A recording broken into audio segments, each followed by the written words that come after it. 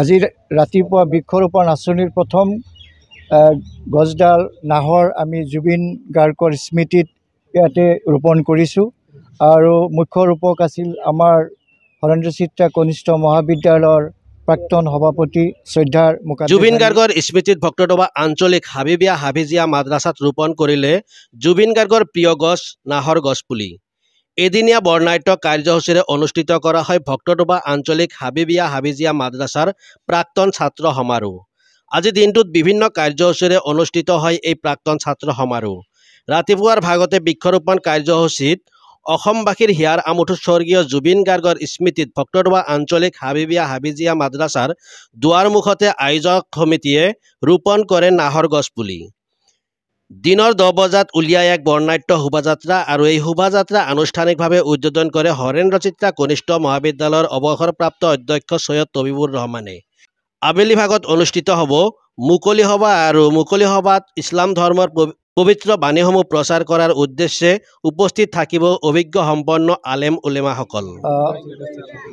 ভক্তদবা আঞ্চলিক হাফিজিয়া মাদ্ৰাসাখন 2000 চনত স্থাপিত হৈছিল আৰু দেখকৈ আজি 25 বছৰ পাৰ হৈ গৈছে।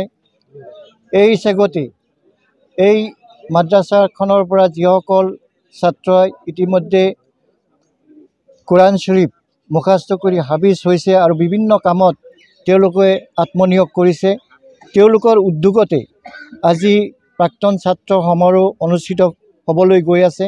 আৰু ইতিমধ্যে ৰাতিপুৱাৰ ভাগৰ পৰা ইমান সময়লৈ কেইবাটাও কাৰ্যসূচী ইতিমধ্যে অতিবাহিত হৈ গ'ল। এইটো 5ম নম্বৰ কাৰ্যসূচী আৰম্ভ হৈছে শোভাযাত্ৰা আৰু এই শোভাযাত্ৰাত এই অঞ্চলৰ ৰাইজৰ লগতে বিশেষকৈ মাদ্ৰাছাৰ বা ধৰ্মীয় শিক্ষাৰ লগত যিসকল ব্যক্তি জড়িত আছে সেইসকল ব্যক্তিয়ে ইয়াত অংশগ্ৰহণ কৰিছে।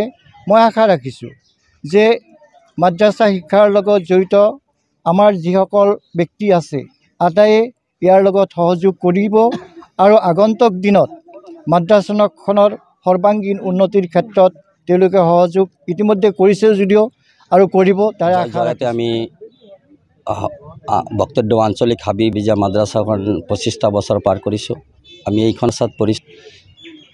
আমি এটা কাৰ্যসূচী হাতত লৈছোঁ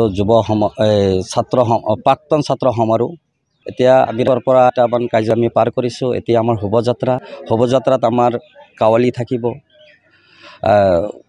গজল থাকিব, ইছলামিক যিবিলাক কাৰ্যসূচী থাকে সেইবিলাক থাকিব। আমি আমন্ত্ৰিত অতিথিক আনি শোভাযাত্ৰাখন আমি